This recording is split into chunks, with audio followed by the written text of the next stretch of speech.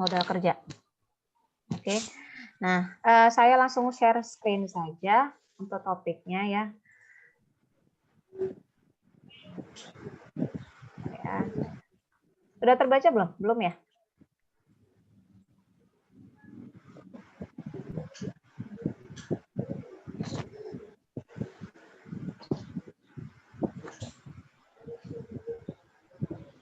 Sudah ada di layar kalian?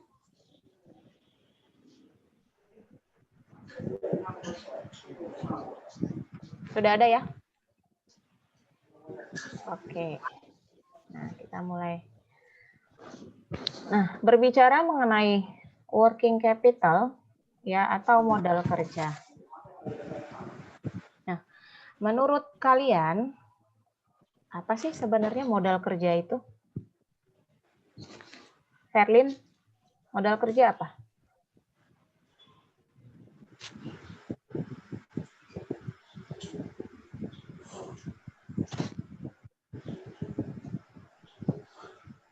Menurut Ferlin, modal kerja itu apa? Sesuatu yang harus dipersiapkan sebelum membuka usaha. Sebelum membuka usaha. Sesuatunya itu berupa apa? Mungkin uang, Bu. Oke. Kemudian si William, menurut William apa working capital? Menurut saya itu adalah modal yang dibutuhkan sebelum membuka usaha, Bu. Modal. Ya. Modalnya dalam bentuk apa? Seperti uang.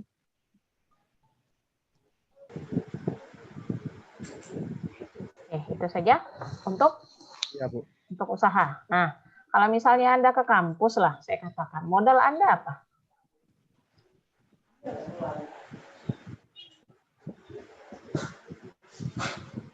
Modal Anda dari rumah ke kampus, apa yang Anda butuhkan? Apa yang Anda keluarkan atau apa yang Anda persiapkan sebelum ke kampus? Anda sampai ke kampus nanti.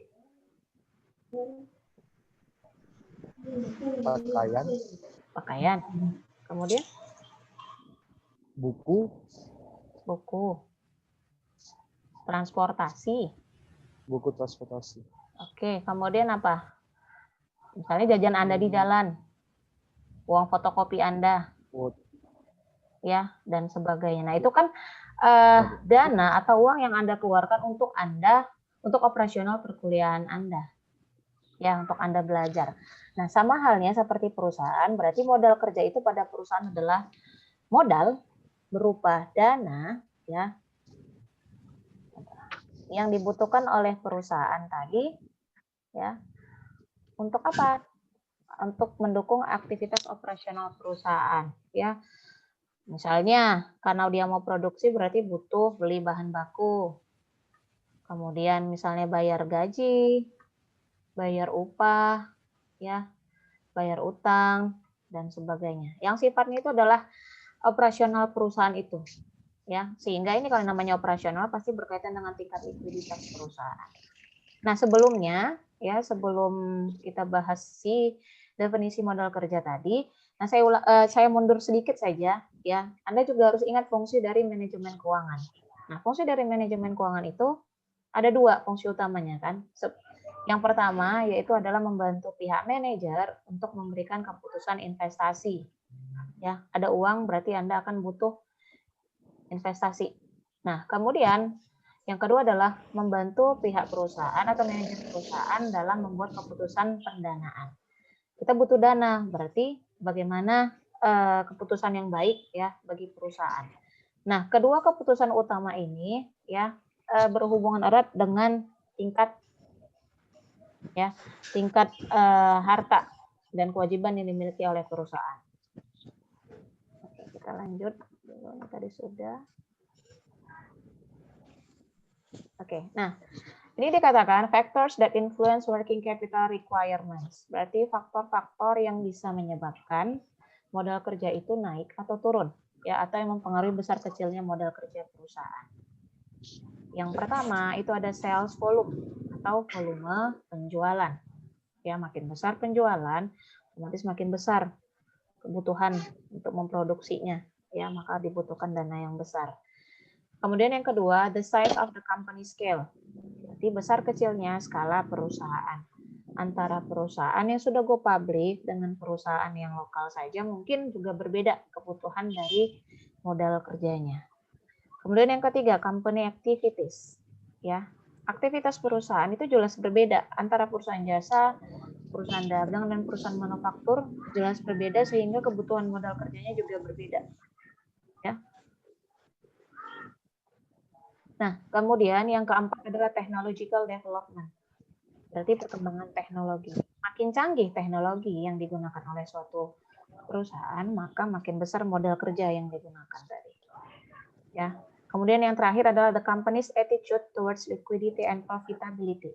Berarti respon atau sikap dari perusahaan ini, manajer perusahaan dalam menghadapi tingkat likuiditas, menjaga likuiditas dan tingkat profitabilitas perusahaan. Ingat kalau pada ini yang perlu diperhatikan itu ada dua, ya, dari sisi likuiditasnya dan profitabilitas. Oke, saya lanjut ya. Nah, apa target yang ingin dicapai dalam manajemen modal kerja ini adalah yang pertama memaksimumkan nilai perusahaan. Yang kedua meminimalisir biayanya, biaya modal. Dan yang ketiga itu adalah bagaimana pengawasan terhadap aliran dana. Saya ringkas-ringkas saja pembahasannya. Saya langsung mau ke soal perhitungannya. Oke. Nah, bercerita mengenai modal kerja, ya untuk pertemuan keempat ini kita masih membahas tentang konsep saja dulu. Nanti di pertemuan kelima ya, kita akan bahas mengenai kebijakan yang diambil oleh pihak manajemen terkait modal kerja. Nah, konsepnya ya, kita harus kenal dulu konsep-konsep dalam modal kerja ini. Yang pertama, konsepnya itu adalah konsep kuantitatif. Ya, kalau kuantitatif, saya sederhanakan saja, ada kata quantity di situ. Kuantitatif berarti ada kata quantity. Kalau quantity itu artinya apa? Jumlah, ya, jumlah. Maka mudah bagi kita ya dalam mengukur modal kerja dengan konsep kuantitatif, Anda cukup menghitung jumlah dari total aset lancar. Ya. Modal kerja pada konsep ini adalah menganggap semua nilai atau total yang ada pada current asset sehingga disebut sebagai gross working capital atau modal kerja kotor. Rumusnya adalah working capital sama dengan total current asset atau modal kerja sama dengan total aset lancar. Ya. Ingat kuantitatif berarti quantity, berarti jumlah modal kerja dilihat dari aktiva lancarnya. Oke, berikutnya yang kedua ada konsep kualitatif. Ya, konsep kualitatif atau konsep quality kalau saya bilang. Ya. Quality atau kualitas. Nah, di sini dikatakan ya, modal kerja itu dapat dilihat dari seberapa berkualitaskah ya. Nilai modal kerjanya dilihat dari selisih lebih nilai aktiva lancar dikurangi dengan kewajiban lancarnya. Berarti seberapa besarkah aktiva lancar ini mampu mengcover kewajiban lancar perusahaan sehingga tidak mengganggu tingkat likuiditas. Ini disebut sebagai modal kerja bersih atau net working capital. Sehingga rumusnya adalah working capital sama dengan total current asset dikurangi total current liability. Berarti modal kerja itu sama dengan ya total dari aktiva lancar dikurangi dengan total kewajiban lancar. Oke, saya lanjutkan. Yang ketiga itu adalah functional concept atau konsep fungsional. Nah, konsep ini saya sederhanakan saja, akan menilai modal kerja itu dilihat dari fungsinya. Fungsi dari si dana itu dalam menghasilkan pendapatan. Ya, jadi nanti kita akan membedakan modal kerja yang menghasilkan pendapatan pada saat periode berjalan ini, dan ada juga bagian dari modal kerja yang masih berpotensi menghasilkan pendapatan pada periode berikutnya. Ya, sehingga rumusnya working capital sama dengan total current asset tambah total potensial current asset ditambah total fixed asset. Jadi nanti akan kita pisahkan, ya. Oke, sekarang kita langsung ke contoh soalnya saja. Oke, saya kasih contoh neraca sederhana saja dari PT ABC ya untuk tahun yang berakhir pada 31 Desember 2015. Dalam ribuan rupiah, berarti ada 3 digit yang saya simpan. Ya, supaya tidak terlalu besar. Oke. Nggak apa-apa ya akunnya pakai bahasa Inggris.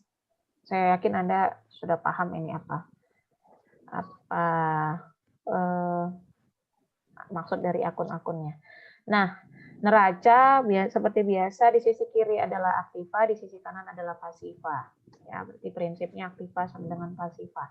Nah, di sisi aktiva kita lihat dulu yang namanya aktiva yang paling lancar sampai kepada aktiva yang kurang lancar atau tidak lancar.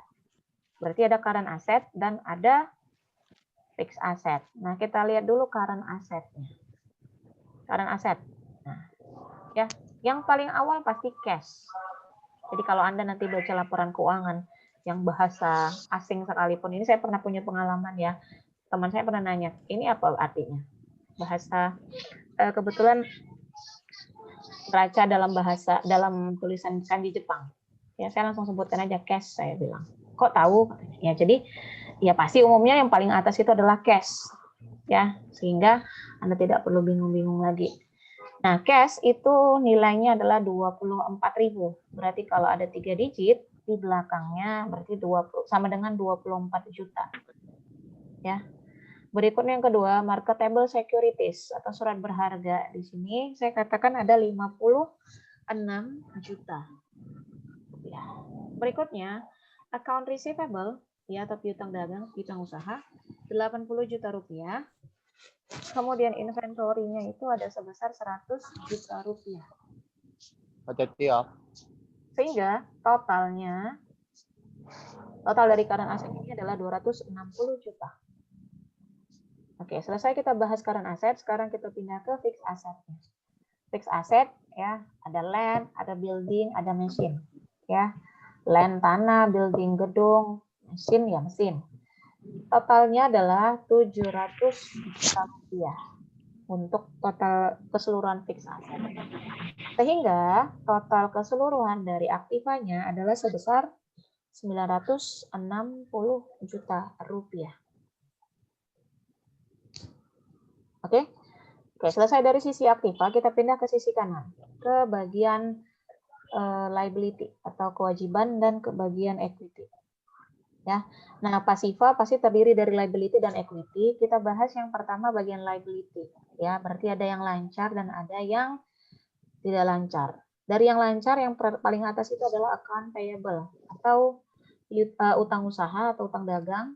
Hasilnya adalah nominalnya adalah 36 juta rupiah. Kemudian notes payable atau utang vessel adalah sebesar 60 juta rupiah. Kemudian ada tax payable atau utang pajak sebesar 29 juta. Sehingga total dari current liability adalah 125 juta rupiah. Oke, ada yang current berarti ada yang non current. Ya, nanti kalau Anda temukan istilah short term atau long term, sama lah itu artinya di sini. Ya. Oke, yang non current liability atau long term liability. Di sini ada bond. Bond itu apa?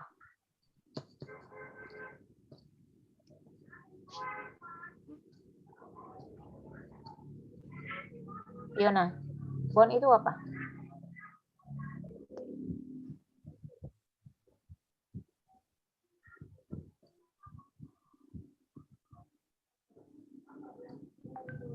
Obligasi. Obligasi. Ya, obligasi. Jadi bukan obligation.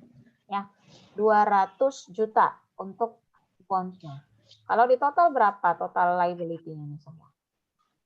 325 juta ya, total liability-nya. Oke. Selesai dari bagian liability, kita masuk ke bagian equity-nya. Ya, atau modal. Nah, equity di sini saya contohkan adalah capital stock, modal saham sebesar 425 juta. Kemudian ada retain earning 210 juta. Retain earning ini apa? Yuni.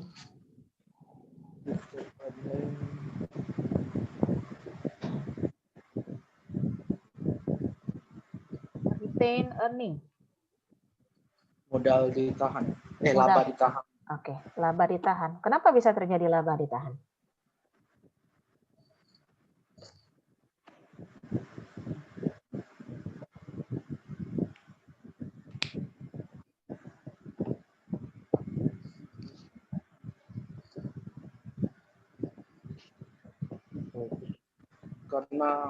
Karena laba itu tidak dibagikan kepada para pemegang saham dan dibuat dalam bentuk dividen.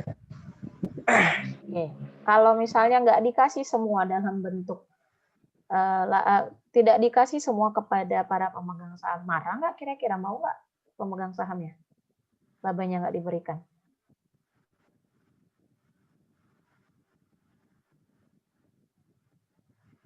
Enggak kan? Maka sebenarnya ya retain earning ini adalah bagian dari laba bersih. Nah, kalau perusahaan dapat laba, misalnya si Yoni dapat laba 100 juta. Dari uang 100 juta itu tadi sebenarnya ada bantuan dari si William, ada bantuan dari si Fiona, ada bantuan dari si Melvin misalnya. Ya, masing-masing kasih uang di situ. Nah, kalau seandainya 100 juta ini si Yoni kasih semua sama kawan-kawannya. Nah, ambil 100 juta. Kamu dapat apa? Sementara perusahaan harus tetap berjalan kan? Ya, maka bagian dari laba tadi sesuai dengan kesepakatan nanti akan ada yang dibagi, ada yang ditahan ya, dan ada yang dibagi. Kalau yang dibagikan itulah berarti dalam bentuk dividen, sementara yang ditahan itulah yang disebut sebagai retain earning. Nah, retain earning ini nanti digunakan sebagai sumber dana untuk kegiatan operasional perusahaan di periode berikutnya. Bu, saya mau tanya, Bu. Apa, siapa itu yang bertanya? William, Bu. Mana? Ya, William. Itu retain earning itu berarti bisa kita katakan sebagai cadangan kas ya, Bu ya? Iya. Makanya nanti di akhir tahun ini dia posisinya masih di modal, nanti di tahun 2016 itu akan pindah dia.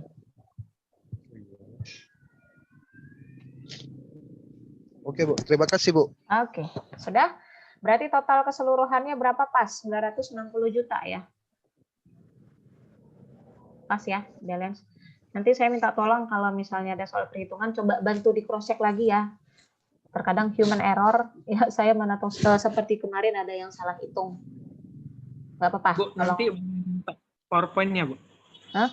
PowerPoint-nya saya nggak mau share. Lihat aja dari ini nanti. Saya ada kasih videonya. Coba Anda lihat di situ. Karena nanti kalau dikasih PowerPoint nggak ada yang membaca materi satu pun. Ya. Oke, Bu. Sama persis Ya, Bu. sebenarnya, hanya ini pakai bahasa Inggris saja. Ya, seperti yang di materi. Oke, saya lanjut ya. Saya lanjut. Nah, informasi yang diberikan yang pertama adalah depreciation atau depresiasi setiap tahunnya adalah gedung 60 juta, mesin 35 juta. Kemudian credit sales with a profit margin of 20%. Berarti credit sales, ya penjualan kredit ditetapkan profit marginnya 20%. Maka hitunglah atau tentukanlah modal kerja per masing-masing konsep tadi. Oke, kita mulai ya. Mudah saja sebenarnya untuk konsep kuantitatif, berarti langsung hitung. Kuantitatif, seperti quantity. Maka modal kerjanya adalah semua nilai dari current asset-nya. Itu disebut sebagai modal kerja kuantitatif. Berarti berapa tadi current asset-nya? 260 juta rupiah. Ya. Oke. Di sistem juga ada, nanti boleh kalian lihat ya neracanya saya berikan. Nah, kemudian yang kedua, konsep kualitatif. Di sini konsep kualitatif ya. Kan ada yang dimaksud sebagai konsep kualitas. Maka tinggal kita hitung berapa selisih lebih nilai current asset dengan nilai dari kewajiban lancar. Hasilnya adalah 260 juta dikurang 125 juta Maka modal kerja secara konsep kualitatif itu hasilnya sama dengan 135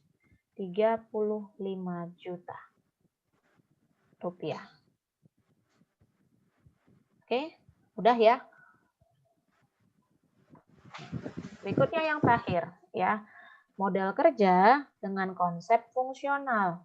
Nah, tadi saya katakan di sini Anda pisahkan dulu ya modal kerja dari aktiva lancar. Ya, di luar dari modal kerja yang masih berpotensi menghasilkan pendapatan. Nah, tadi dari aktiva lancar itu ada cash. Cashnya sebesar 24 juta rupiah. Kemudian di situ ada AR ya atau account receivable. Saya suka menyingkatnya.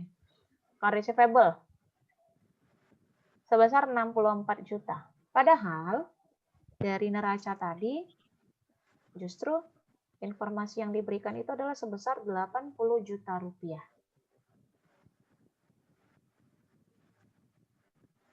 Sorry. Ya.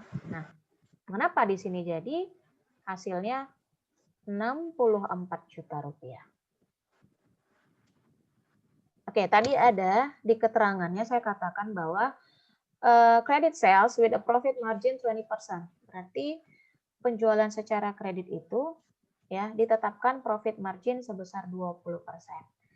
Ingat kalau penjualan secara kredit itu pasti menghasilkan yang namanya piutang. Ya, penjualan kredit itu pasti menghasilkan piutang. Nah, masalahnya kalau piutang pasti ada kemungkinan tidak tertagihnya kan. Ada resiko-resiko yang dihadapi oleh perusahaan. Sehingga kalau sudah demikian, maka perusahaan akan menetapkan margin laba dari penjualan kredit tadi, ya, sebesar 20%. Nah, berarti dari nilai 80 juta tadi itu ada 20% nilai dari laba bersihnya, margin labanya 20%. Sementara sisanya 80% itulah nilai dari real piutangnya. Ya. Tadi berapa? 80 juta. Berarti kalau saya tetapkan profit marginnya tadi dari penjualan kredit 20%, otomatis piutang saya berapa? 80%. 20 juta. Ya, 20, 80% dikali 80 juta, maka hasilnya adalah 64 juta rupiah. Ya, ini bukan berarti ketetapan ya. Bisa saja nanti di soal saya katakan profit marginnya 30% atau 25%, berarti Anda pisahkan ini berapa. Ya. Berikutnya inventory. Ya, inventory ini 100 juta rupiah. Nah, kemudian ada accumulated depreciation of building 60 juta. Ya. Dan accumulated depreciation of mesin 35 juta. Berarti akumulasi penyusutan gedung dan mesin 60 juta. Nah, akumulasi penyusutan kan selalu berada pada aktiva ya. 60 juta dan 35 juta sesuai data yang ini tadi, data tambahan. Ini ya, data penyusutannya. Sorry. Maka total dari aktiva lancar ya, working capital dari aktiva lancarnya adalah 283 juta. 4.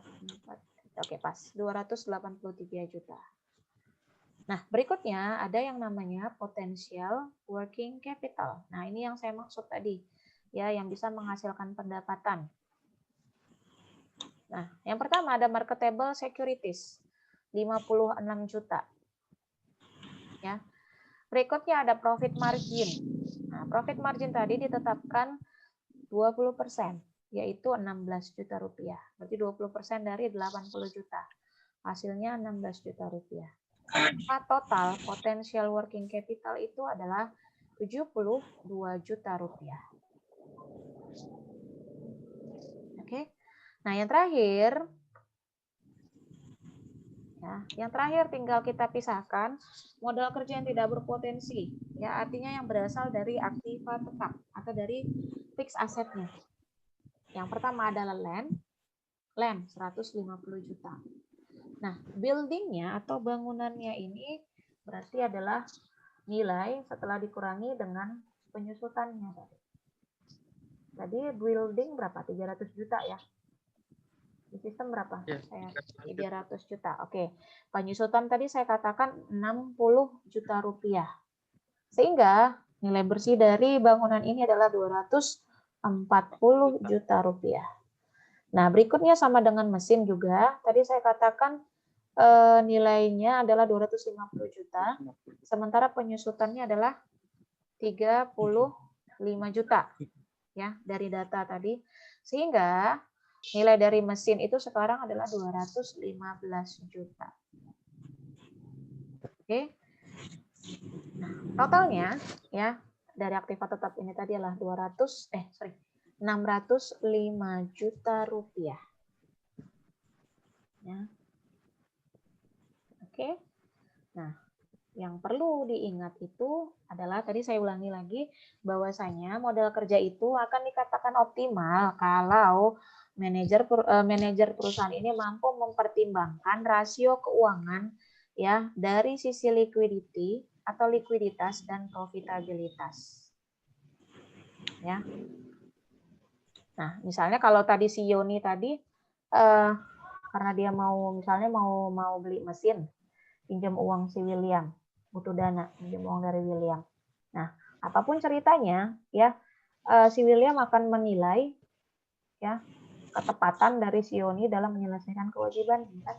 Kalau tidak, likuiditasnya si Yoni terganggu, di mata si William bagaimana Yoni ini? Kredibilitasnya terganggu, Anda pun nggak akan mau lagi kasih dana. Ya, ingat tadi perusahaan kan nggak usah kan perusahaan kita aja hidup, kita punya uang berlebih, ya kita investkan. Kita kurang dana, berarti kita butuh orang support dana ke kita kan. Ya, kalau pada perusahaan oke ada investor, bisa banyak sumber dana. Kalau kita pribadi misalnya siapa yang kasih pinjam dana? Orang tua misalnya. Ya, nah itu kira-kira.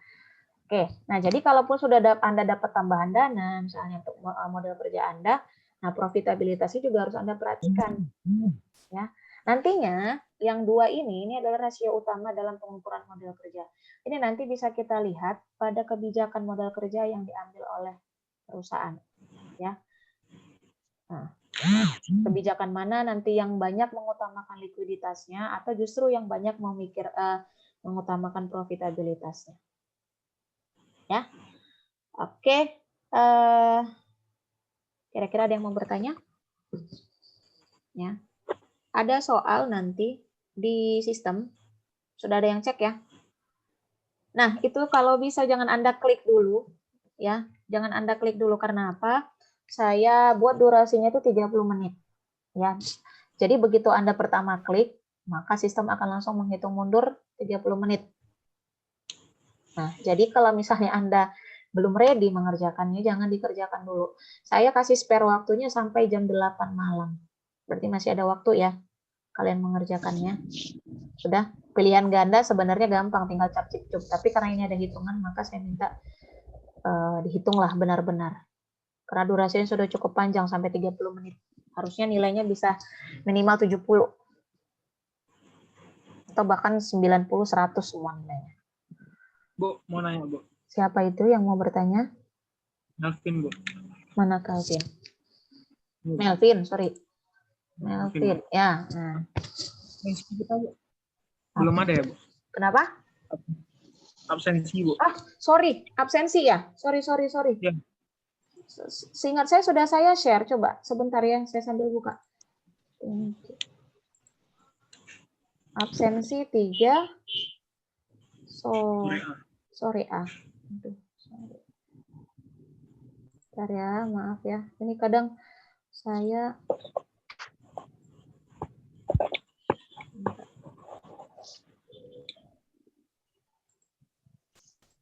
Oke, nggak apa-apa, nanti saya absensikan manual saja.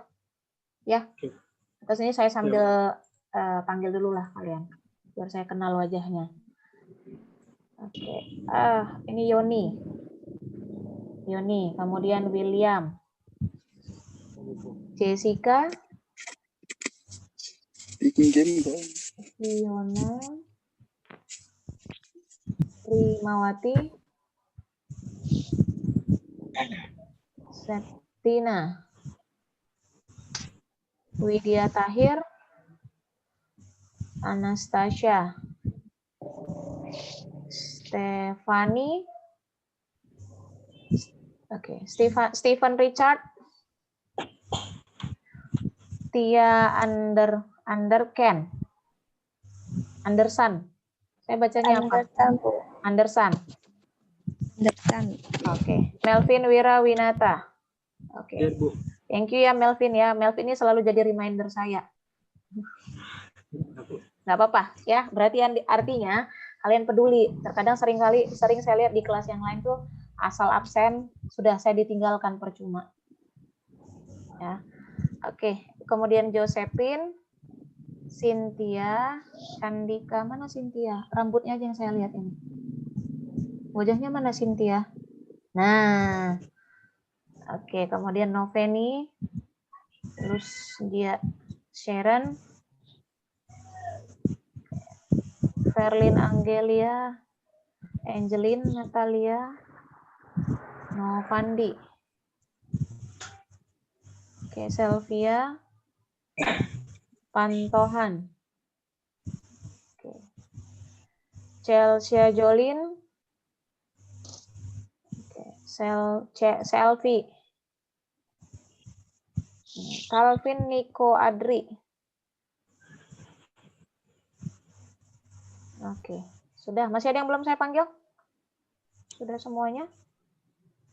Sudah ya? Sudah, Bu. Oke. Sudah, tolong dikerjakan tugasnya. Kenapa ada yang belum saya panggil?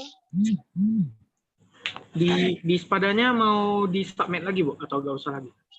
Nah, saya set ulang aja ya di Spada nanti. Yuk. Oke, ya. Nanti sekitar jam 7. Kalian ada masuk sesi 3, sesi 4. Sesi 3 ada masuk? Tidak? Bisa present, Bu. Kenapa? Kenapa, Melvin? Udah bisa di present. Sudah bisa kamu klik? Udah, Bu. Oke, coba-coba. Yang sudah, tolong sekalian diabsensikan di sistem ya. Oke. Semua sudah saya panggil ya. Oke, silahkan dikerjakan tugasnya. Ya, kuisnya hanya 10 soal. Mudah-mudahan nilainya bagus. Ya. Jika tidak ada yang bertanya lagi, saya sudahi. Saya tutup kelas ini. Terima kasih atas atensi kalian semuanya. Ya, selamat beraktivitas kembali, selamat makan, selamat mengerjakan tugas. Ya, selamat malam semuanya. Malam, Bu. Malam. Malam, Bu.